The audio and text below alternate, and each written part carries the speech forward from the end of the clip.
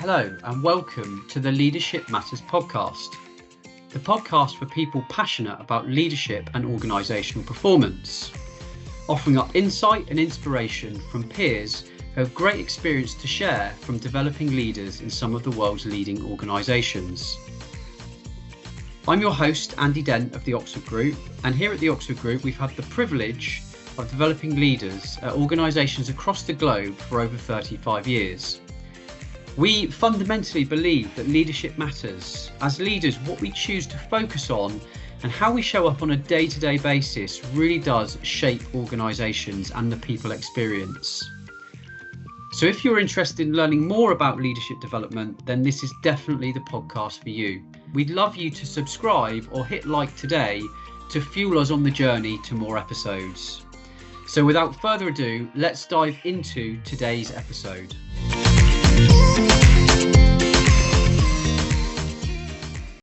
Welcome to the Leadership Matters podcast. I'm absolutely delighted. We've got a doctor in the house today. We've got Dr. Joe Gray.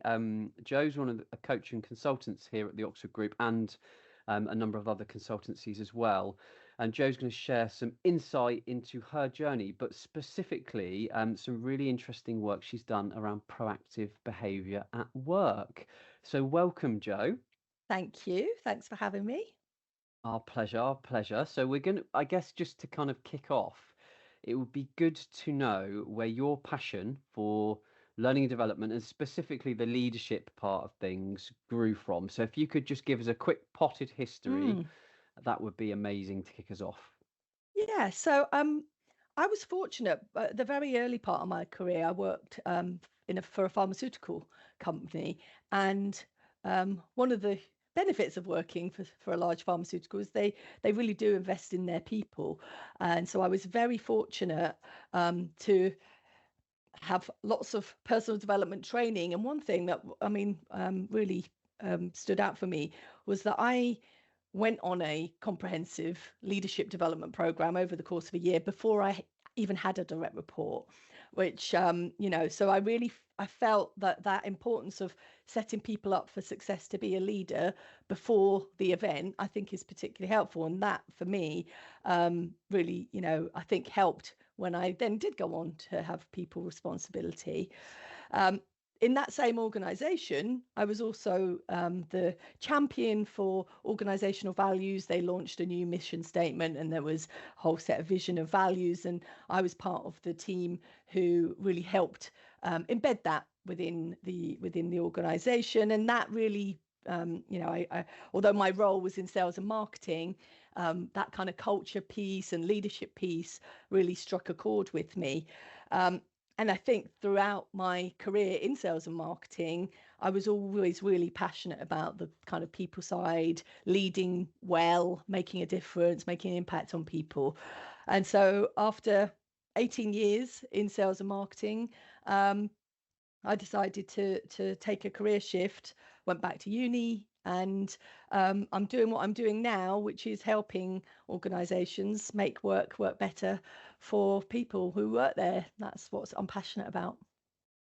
Fabulous. Thanks for sharing, Joe. You were one of those so you weren't an accidental manager. We find a lot of people end Mm. up in management roles with no training. They don't quite know how they got there, but it sounds like you had a good base, a good foundation set for you. So that's interesting. I'm sure stood you in very good stead. So what I'm really interested in is the challenges that leaders are facing right now, turbulent times and all that Mm. jazz. Yeah. What's your thoughts? What do you think are the biggest challenges that leaders are facing right now? We're currently recording in 2024. Yeah. So generally there's obviously a lot of concerns around well-being. There's a lot of concerns around mastering new ways of working. One thing I think is particularly interesting is that I think we're waking up to the fact that one size does not fit all. So interestingly, about more than 5 years ago, I went to a talk on future trends. And one of the trends that they talked about was, they called it concierge society. And that recognizing that individuals like personalization. They like to be spoken to on their own terms. They like to feel like they're being treated like individuals, which, when we think about organizational context, when there's been so much emphasis on standardization and average, actually this notion of I am actually that I don't fit that box. Um, so I think this importance of recognizing individual difference, individual needs, is something that is a challenge. And when we start then thinking about neurodivergence in the workplace, well, this really heightens. We can't do the one size fits all. So I think waking up to it and recognizing that it's difficult and complex but really important is probably something that should be keeping people awake. Absolutely. Yeah, I'm with you. That whole one size only fits one. Yeah. And leadership's like it's a relational sport, I suppose, isn't it? Because what Mm. one person sees as leadership is not what another sees. Yeah. What about translating that then? Have you got any thoughts on how you, because it's a tough gig, isn't it? I'm with you 100%. You've got to deal with the individual and everything that they bring to get the best out of them. Any thoughts on tips that you would give to leaders to kind of step into that space? Couple of things. I think recognizing that it is difficult and complex. Let's just be Yeah. really open about that. I also think, this is where self-awareness, the starting point is self-awareness. If I know what my preferences are and how I prefer to, let's just take a kind of delegation approach. I might have an approach to delegating my, to team members in a certain way that might fit a certain colleague, but might not suit another colleague. So I guess knowing what your own preferences are, and therefore when you're in automatic default mode, that could be your tendency, recognizing that might not be altogether helpful, and then coming back to, but what's the experience of the person? What's how's their motivation? What's their confidence?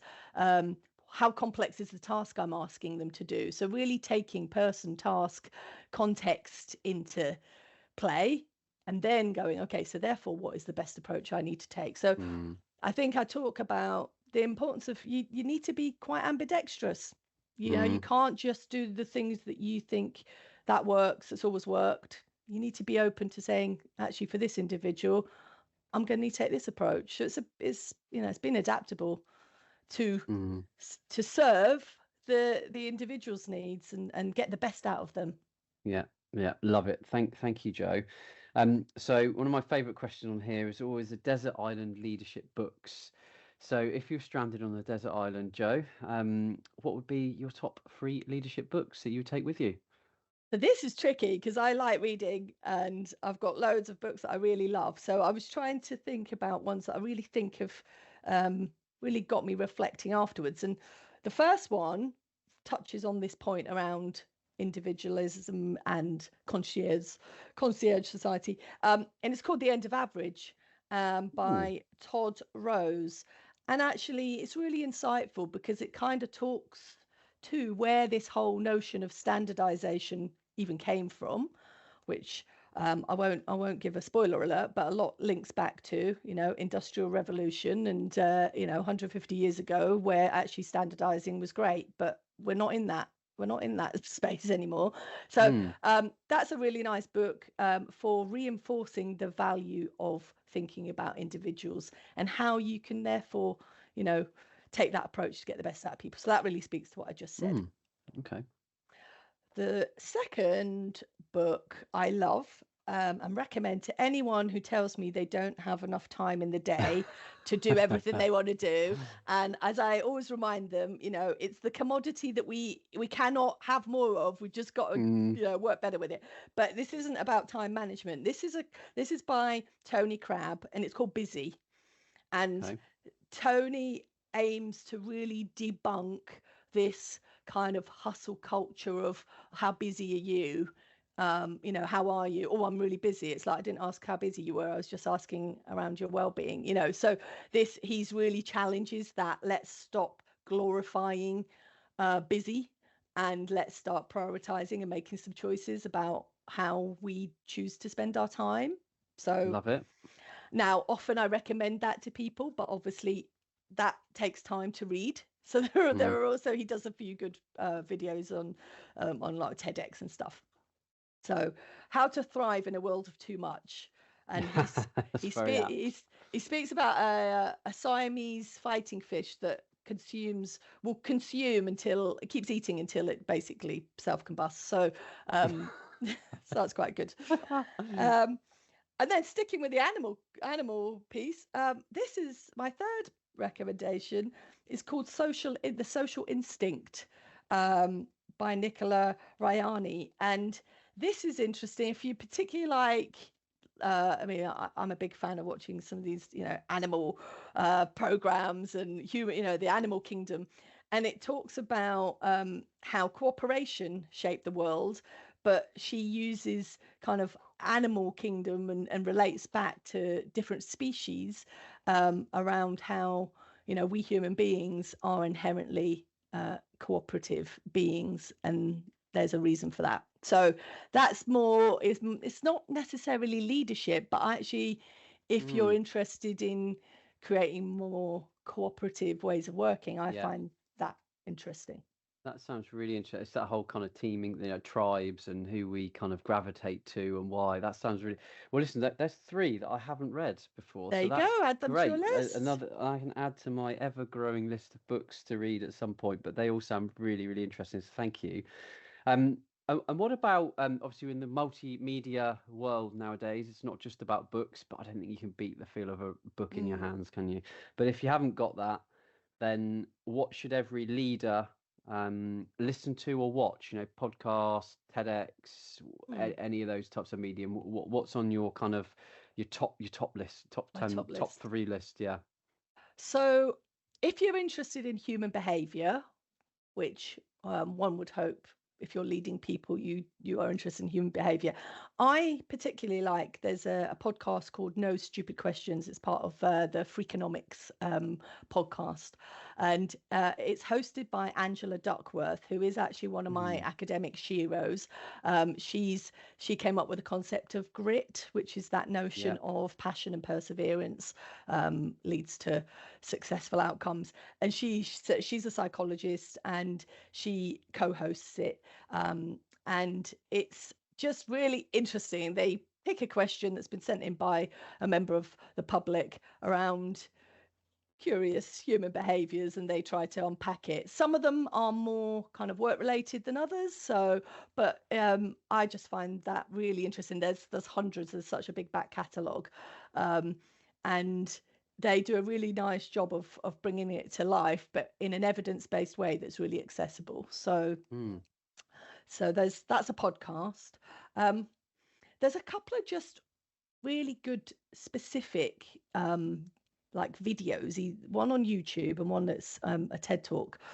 I don't know if you've seen it. Brené Brown does this brilliant little 3-minute clip on the difference between empathy and sympathy.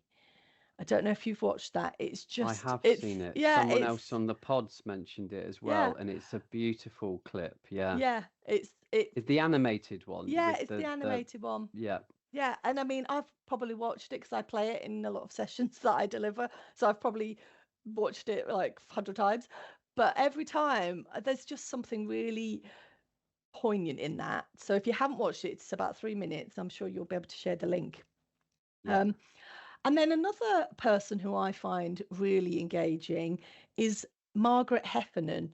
And she is the author of a book called Willful Blindness, and how she talks about choosing not to know, how we human beings have tendencies to choose not to know, and some of the consequences of that. It's not new, it's quite old, but her if it was she did a whole load of talks to support when she brought the book out. But when we're talking about the importance of listening to whistleblowers and asking people to speak up and taking that seriously, that I think is just really interesting. I've got to check that one out. That sounds fascinating. So I'll have to pick that one up and have a watch. So thank you. More stuff to go and dive into. Okay, so listen, that's great as a warm up, really, and to get to know you somewhat for our listeners.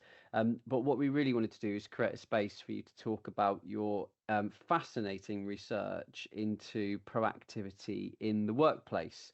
So, could you give us a bit of an overview about how did it come about, at a high level? What are your findings? What might be useful for our listeners?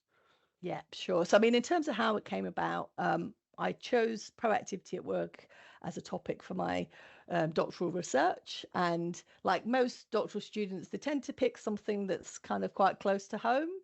So it becomes some part of some sort of self, exploration. Um, and as someone who identifies as having a proactive personality, I have experienced the benefits, but also some of the consequences of that. So I was particularly interested. Um, as a concept, proactivity at work appears to be more sought after than ever before. Dynamic. Just I guess by way of a definition, proactive behavior is self-initiated, change-oriented, future-focused. It's about challenging the status quo and doing it off your own back, not someone asking you to do it. So it's slightly different to just volunteering. It's I'm making a choice. There's volition there. So um, in dynamic workplaces where things, we need to respond to change, we need to respond to all these contextual factors.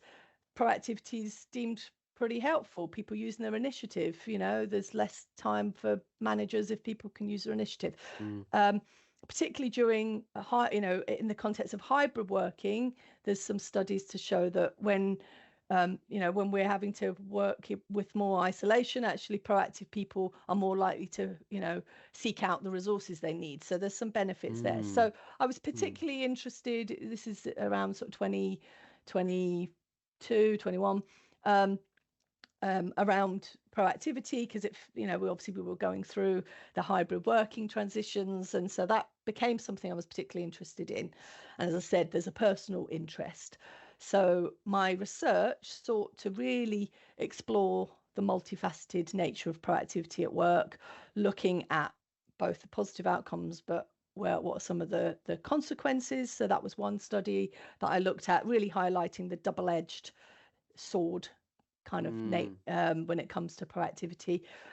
I was also then particularly interested in exploring experience of proactivity for later careerists, shall we say. I don't like using the term older workers, but I'm talking later careerists, so 50 plus. So inherently, the research within occupational psychology tends to be on the kind of early mid-career mm, participants. And I really noticed there was a big gap to actually understand a little bit more for people who were more experienced in their career. So mm. my study, my empirical study, was specifically exploring the experiences of individuals who were aged 50 to 60. I was particularly interested in what were the values and motives driving them to be proactive, and I was keen to understand what some of the consequences of such behaviour were. I was just making a note here as well because I get I want to get into because you've got some personas which I find really interesting. I think our listeners will really kind of gravitate towards and find them really useful. But there was just something about that younger generation versus later career. What were some of the biggest? Did you see some big differences at all? Yeah. What was the differences you saw? So I, because I only spoke to a group who were 50, 60, there wasn't Yeah, necessarily a comparison. So got I it. can't necessarily talk to differences. What I would say, based on the stories that I was hearing, is that proactivity is a risky behavior because we're putting Mm, ourselves, whether that's speaking up, might speak up on something that's unpopular, whether that's coming up with a great idea, that great idea might be seen as a rubbish idea by my colleagues. I might go, oh, I've got this great idea for taking charge and creating a whole new system. My colleagues might start thinking that equals a whole load of extra work. I don't want to do it. yeah, So yeah. proactivity is a potentially risky behavior. And so for those individuals who I spoke to who didn't necessarily relate to having a proactive personality, but it was more of a learnt behaviour. That learnt behaviour had grown with confidence and experience. That's So interesting. that's probably, and I would then say for those who it is more of an innate drive, more of a personality trait, for some of those individuals, the experience of having not some it going badly, they've been reflective and learnt on that. So I would say with, with age and experience comes maybe more confidence in enacting proactivity in a way that's going to serve you well. Yeah, nice. Okay, great. Thank you. So the personas that we teased everybody with earlier, that there's 4 key personas that you noticed that came out as a bit of a trend. So could you talk us through those and what they might mean for, for us in the workplace? Yeah. So let me start by just explaining that because I was interested in values and motives, I'm interested in what's driving people to say there's a problem over there and I'm the one going to go and fix it. That's what I was curious about. And I was interested in what are the kind of forms. What is it taking charge of a new initiative? Is it coming up with a great idea? Is it speaking up about something that they're concerned that needs to be fixed? So I was interested in what's driving it. And so I was really listening out for values. What are the values and what are the motivations? And that's where I started seeing some patterns in stories amongst people with similar value sets. So my study was a qualitative study, 14 participants. So obviously take that into account. But of the 14 participants, I was starting to see quite a even distribution across different. I could almost cluster the different stories into four types. Um, what I was also fascinated by my study, I was doing qualitative research, so it was semi-structured interviews, so there was real scope for really exploring people's experiences. And what I found fascinating was some of the choice of language, and the choice of words around combat and gameplay. So in combat, I'm talking, someone was telling me about an experience and that they'd put the head above the parapet, but in that case, then they retreated because they didn't want to get shot down, and I wouldn't say that because I'd get my head blown off. So there was all this kind of language of combat, which I'm like, this doesn't work. And then came in the language of gameplay. And I mean, I remember one participant talked about it's like playing with poker players, and someone else talking about that. Well, if I can't get in the front door, I'll go through the back door. So it's this kind of game. It's like gameplay. So I took that and took it to how I could then almost describe each clusters based on some gameplay.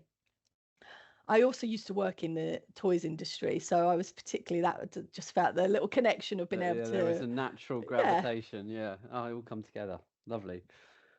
So, strategist then is number one.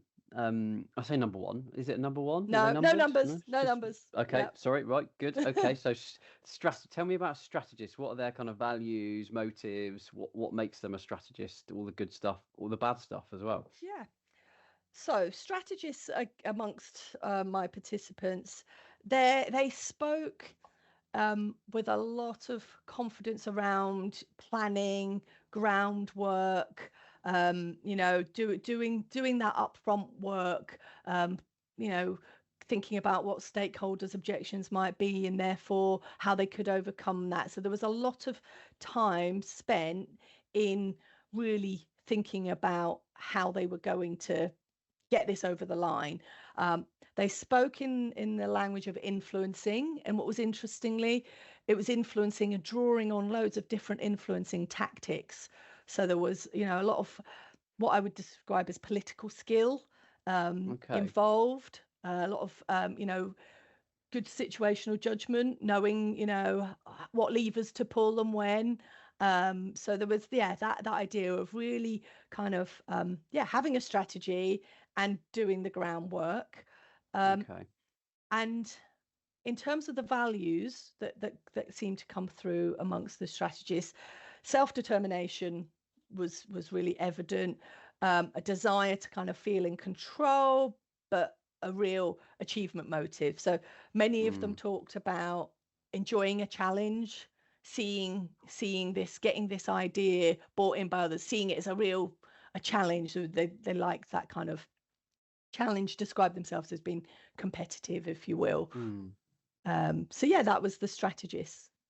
Is there forgive my naivety here, but is there a dark side to a strategist or any of the three that you're going to go on to talk about, like an overplayed strength that becomes, the weakness, that type of thing? Yes, I mean, so based on based on actually, there's I'm starting to find more studies that start to talk around the dark side, specifically around energy depletion, resource depletion. And I mean, when I described that to you, that sounded quite fatiguing, didn't it? All that influence, all that groundwork. So I guess my concern for strategists would be the potential for energy depletion. So we'd need to make sure that they are finding the opportunities to, you know, build energy, build resources. I guess amongst this particular group, because of their experience, they were having lots of really positive experiences, and actually, positive experiences of being proactive can be really can induce some really positive effects, like pride and really, so that because that achievement has been satisfied, so that in itself can create energy. So I guess, there has to be that balance of, if they're being proactive and it's leading to positive outcomes for them in terms of, yes, they've achieved that in itself can create some energy. I guess if it's over a period where it feels like they're on some endurance test, that could become quite fatiguing. Absolutely. The next one, this kind of brings me out in shivers, really. The sandboxer. The reason it brings me out in shivers is the whole thought of like the sandbox and testing things out. Oh yeah. It reminds me of like CRM systems and the back Yeah. of and all that complex stuff. But I'm sure it's not like that. But tell us about the Yeah. sandboxer. So when I was thinking about sandbox games, I was taking it more to the kind of Minecraft type of computer gaming Got it. where you've got a lot of autonomy and you could be really creative. So the sandboxes actually, that the things that were really important was self-directedness and creativity, creative I behaviors. see. Yeah. And that group tended to really talk about their thinking outside the box, thinking differently to other people, being, coming up with creative ideas. So a lot of their proactive behaviors were associated with kind of creative, innovative behaviors, strategic, coming up with new strategies, that kind of thing. So it's around kind of quite big thinking, creative thinking. Yeah. Got it. And I think one of the biggest challenges, particularly for I've coined sandboxes, is that the influence part of being proactive, they found more challenging, they found more difficult, um, and almost at times, when others weren't seeing the value in their great ideas, that could be, um, that could be really frustrating. That could lead to kind of a sense of withdrawal, not feeling valued. So there was quite a lot of kind of negative effect coming through in some of their stories, actually, around, yeah, not feeling that they could bring the value that they wanted to, because others weren't necessarily seeing it in the same way that they were. Yeah, I think that's always the downside of, if there is a downside of creative thinking, you've got to chuck a lot of ideas out for some of them to get adopted, haven't you? Not every Yeah. single idea is going to be out there. And you noticed, particularly you mentioned that group, did they lack was it the desire or the skill to kind of build that influence piece? Did you pick anything up on that? So I think it's a little bit of both, because Okay. the kind of things I heard was I can't, I'm not into all that. I don't do politics. I can't be bothered with all that Ah. politics. Now, ultimately, we kind of have to. Mm. So if and I guess that it's that notion of organizational politics in it having it being a dirty word, rather than Yeah. seeing it in terms of politics around recognizing other people's perspectives and trying to navigate that. They were seeing politics as being the dirty word politics in Yeah. organizations, and being toxic politics, as opposed Yeah. to a kind of more positive Yeah. Or interpretation. like an So enabler. Yeah. Yeah. yeah. Yeah. So as a result of that, that's what the kind of distaste for it meant. They didn't really Mm. want to get into that influencing. So maybe that's why they hadn't honed some of the influencing skills, Yeah. maybe in the same way as the strategist had. Yeah. Yeah. No. Okay. Great. Thank you. And then we're on to the tactician. Yeah, so tacticians. So of the tacticians I spoke to, one thing that came through is that being proactive at work was not an innate desire. So this group, very much, it was a learned behavior. And I didn't say earlier, but proactivity, absolutely, you can learn. It's a learnable skill, but obviously for some individuals it comes from within. So this group, it was more of a learned behavior. um, what seemed to come through amongst this group was the valuing tradition and conformity. Um, so therefore more inclined to kind of follow the customs of the organization, respect to authority. If that's the way we do it, then that's the way we do it. Maybe not challenging some of the way we do things around here in the same way Mm. that a sandboxer or a strategist might.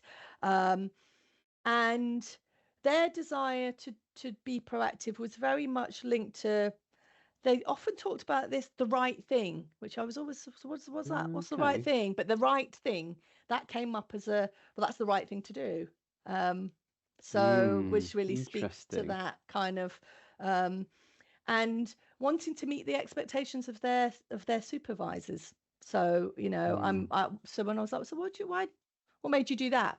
Because my boss expects me to do it. So So like a conformity piece almost is yeah, coming through from what you say. Okay. yeah. Mm. Okay. Um, Okay. Also with that group, it's quite interesting because when they were then relating back to their early career, they talked a lot about the reasons why they wouldn't have been proactive in their early career, and some of that was linked to um, the need for job security. They Mm. perceived proactive behaviour as quite risky, and they had dependents at home that Yeah. therefore that they didn't want to upset the apple cart at work because their job really was so important, that kind of thing. There was a bit of security piece Mm. that they talked about that came through quite significantly for that group. um yes, that was quite interesting. It's really interesting reflecting on what you just said and the fact that this is for the studies on people in later career. I suspect the term, well, we know the term psychological safety wasn't quite Mm, as embedded within organisations as people in later careers as it is now for those joining the workplace. yeah. Yeah. And actually, going back to our point earlier around the standardized versus individualized, there was much more. If you think that some of these individuals that's going to be in the 90s, that they were first entering the workforce, yeah, actually, someone who puts their head above the parapet a little bit too much starts getting branded a troublemaker. Mm. That was much more the language of the time, as opposed Yeah. to maybe now seeing that someone, we want people to speak up because they've Mm. got the insight.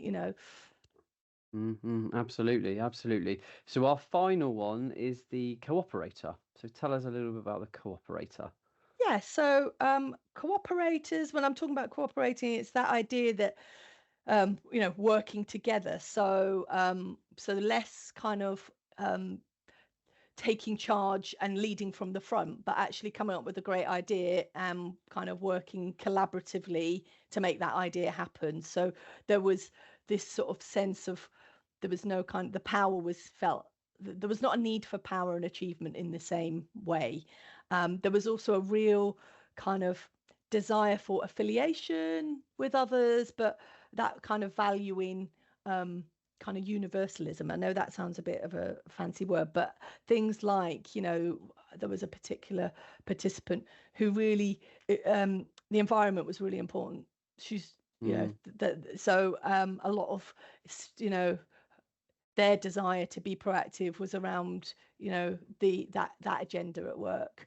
There was also lots of talk around kind of fairness, equality, quite a lot of talk around gender issues, and a desire to want to bring more gender equality. So that was that was where we were having a lot of conversations. We were talking about some of those quite big issues. Yeah. And they were very much, as said, motivated and valued being proactive as a group, as opposed to this kind of individual desire. What was also very interesting with this group, so there's a theory that a lifespan theory that comes into its own as we get older, called generativity theory, and it's a suggestion that as we get older and we are more aware of our mortality, we have a higher desire to want to leave a legacy and give back and do for others, particularly younger people. So that there was also that desire to want to kind of give back a bit and do more, you know. So that idea of also then working across, you know, age ranges and stuff, that came through quite a bit with that group. So thanks for sharing those four. Everyone will be fascinated to kind of, I guess, first thing I did when you sent it over, I was like, well, which one am I? And trying to work out, you know, where I sit. And I know you've got some stuff that you're focused on to help with that further down the track. But the value in knowing, and then can you do something to shift your persona? If you've obviously started to think about that, I assume. Yes, and I guess the research I did doesn't necessarily can't answer that question, but I've got some sort of thoughts. I think the context of the workplace is super important, because I got a sense that some of those cooperators, if in a different work context, in a context where it might be a bigger organization or a more hierarchical organization, or an organization that's maybe a bit more performance goal related, they might become more strategists in their approach. So I think the context is gonna play into how people show up. I think there is also scope to kind of learn and develop. So, you know, the sandboxer, for example, I think with a desire to want to have more positive experiences of proactivity, and a desire to recognize some value in influencing and engaging in political skill development, I think absolutely you could develop skills to be a sandboxer, to be more either cooperative or more sort of in the strategist. There was probably more similarities there. So I think the context and experience and the desire to learn and grow could certainly help shift your approach, for sure. But there's no, because each of those are kind of based on values. It's not that there's one that's better than the other. They are what they are. Yeah. But I guess it's like, if I'm a sandboxer and actually I just want to have more positive experiences of being proactive at work, maybe I could do a bit more of this, and therefore maybe there's, you know, hey, I spoke to 14 people, there's 4 clusters, there could be another 4 with some in-betweens. There could be, you know, a sandboxer who's developed a little bit. They might be something not yet with a name. Yeah, Sandboxer 2.0 or something like that. So okay, I guess we could get into the depth of this, and I'd be really interested to do so. So maybe we'll do that offline. But in terms of your plans for next steps, I know you've got some exciting stuff that you're focused on. I don't want to give too much away, but where are you going next with your research and the work? So I am in the thick of a new study, a new systematic literature review that is really exploring more of these dark side consequences. I'm specifically looking at studies that have been carried out since 2019, so we can start to see. So over the last 5 years, I'm really interested in how, given the world of work has changed so much. So I'm currently conducting a review to really start to see what some of the pitfalls are, because I think it's helpful that we know that, because I think there's a little bit of a bias towards seeing all of the positives about being proactive at work, which we need to also understand some of the pitfalls in order that we can therefore create the conditions to try and have more positive experiences. That then leans into my other publishing endeavor, which is a book coming, which will be coming next year. And that is specifically looking at how leaders, HR professionals, OD consultants can create the right conditions for proactive behavior at work to flourish, recognizing some of these contextual factors that can have a serious impact. Yeah, I'm sure that will be a really interesting one. Lots of people will want to pick that up. In the meantime, if people wanted to get in touch with you about the research or stuff, what's the best way to go about doing that, Joe? I would say LinkedIn. I'm quite an avid LinkedIner, so reach out to me on LinkedIn, and that would probably be a good start. Great. Before I let you go, there's one tradition we have on this podcast, and I'm going to spring this on you a little bit, which is, the closing question. I know you emailed me about what is this closing question thing, and I don't think I responded. So I'm properly throwing you in at the deep end. So what we do is we ask the previous guest, who you don't know who that is, to leave a question for the next guest. We stole it from another well-known podcast. So I have a question for you here, which you are really not expecting. So hopefully it's not too painful. So here you go. What piece of advice would you give to your younger self? Oh.